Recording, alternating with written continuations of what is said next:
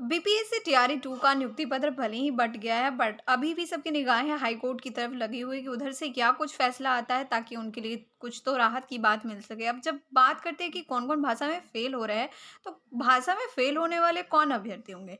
या तो मैं हिंदी में बात कर रही हूँ, केवल हिंदी जिनका हिंदी पेपर था ना, उनके लिए बात चल रही है कि वो उसमें कौन-कौन फ़ेल हो रहे हैं, क्योंकि जिनका उर्दू और बांग्ला पेपर था, उनके लिए तो बहुत उनके साथ नाइंसाफ़ी हुई। तो उनके लिए तो जब पेपर ही नहीं आया था, तो वो फ़ेल हो रहे हैं, कोई मतलब नहीं है। उनके लिए तो ये चीज़ें बिल्कुल सही है कि भाषा में उनका अर्थात शून्य होना चाहिए, तो ये वाली चीज़ उनके लिए से बट जिनका हिंदी है, उनमें कौन-कौन वे कौन है जो फ़ेल हो रहे थे? अब जैसे कि देखिए 2 प्रकार के लोग एग्ज़ामिनेशन में थे। आप अपना मार्क्स ज़रूर कमेंट करिएगा कि आपके कितने आ रहे थे भाषा में मार्क्स और आपके 9 मार्क्स आ रहे थे कि नहीं आ रहे थे, क्योंकि वही पासिंग मार्क्स था। तो देखिए 2 प्रकार के लोग कम थे। एक तो वो लोग थे ना, जो कि स्टार्टिंग में भाषा को टच कर रहे थे, जो कि स्टार्टिंग में भाषा को जो टच कर रहे थे, उनका सबसे ज़्यादा टाइम इसमें लगा और वो 100% है कि वो पास हुए हैं भाषा में, वो तो 100% पास होंगे। क्योंकि जो पहले ही भाषा को टच कर रहा है, उसको लग रहा है कि उसको पता है कि भाषा में थोड़ी-सी अगर डिफ़िकल्टी है, तो उसमें मुझे थोड़ा-सा और टाइम देना होगा।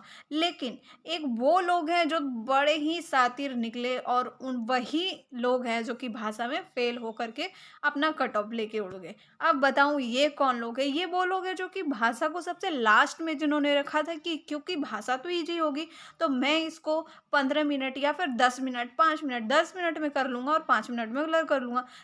इस टाइप से जिन्होंने सोचा है ना, वो भाषा में फेल हो रहे हैं और कट ऑफ भी उन्हीं की वजह से बढ़ी। लेकिन एक बड़ी चीज़ है कि क्या मतलब कि हर एक क्लास में भाषा का ऐसा लेवल था कि वो फेल कर जाएँ? तो बिल्कुल ऐसा नहीं है। अगर 9-10 की बात करें तो 9-10 में कोई भी भाषा में फेल नहीं करा होगा।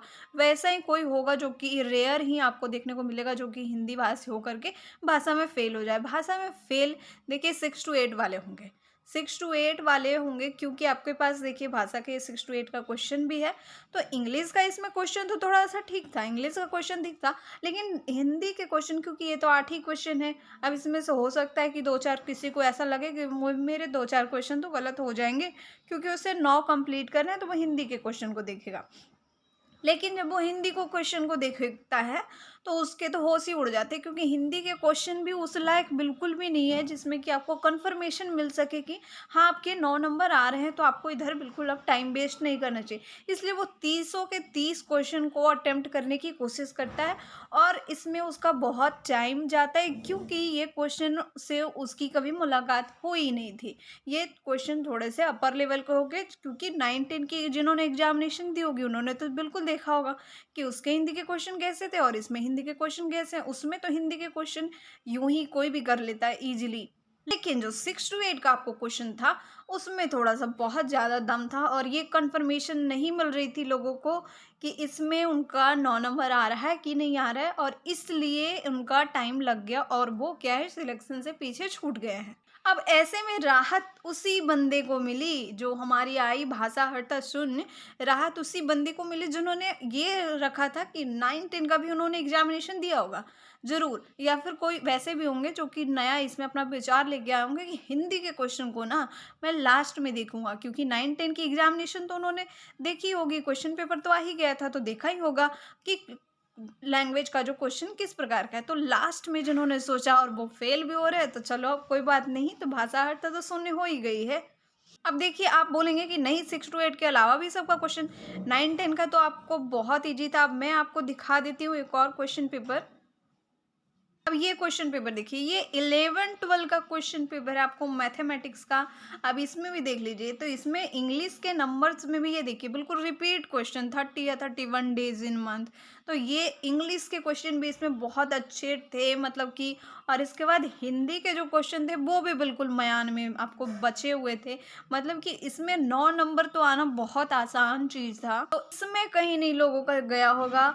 लेकिन फिर भी इसमें ये नहीं कि पूरा का पूरा सारा का सारा क्वेश्चन ही इजी 11-12 का था, लेकिन कुछ क्वेश्चन इजी इसमें देखने को मिल रहे हैं।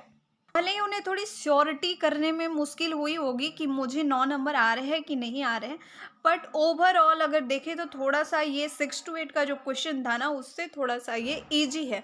9-10 वाले में तो बिल्कुल ही ईज़ी क्वेश्चन था, उसी को देख कर के लोग लपेटे में आ गए और उन्होंने सोचा कि मैं लास्ट में हिंदी को करूँगा, मतलब लैंग्वेज को करूँगा, और इस वजह से वो फेल हो गए और फेल होने का उनको बहुत बड़ा फ़ायदा मिला। उनके कट ऑफ, उनके जो मेन मार्क्स थे सब्जेक्ट्स में और जीएस में, वो तो उनके बढ़ गए, लेकिन हिंदी में उनका जो लैंग्वेज था उसमें उनका 0, मतलब 9 नहीं आ रहा था, तो इसलिए चलो 0 हो गया, तो उनको इससे बहुत बड़ा फ़ायदा हुआ। तो आज सब लोग ज़रूर कमेंट करिएगा कि कितने किसके हिंदी में लैंग आ रहे हैं, तो यहाँ पे पता चल सके, और वो भी क्लास वाइज़ कि 6 टू 8 में इतने, ताकि पता चल सके कि एक्चुअली में सच्चाई क्या है, कितने हिंदी भाषी हैं जो कि वास्तव में फेल हो रहे थे। थैंक्स फॉर वॉचिंग, मिलते हैं नेक्स्ट वीडियो में।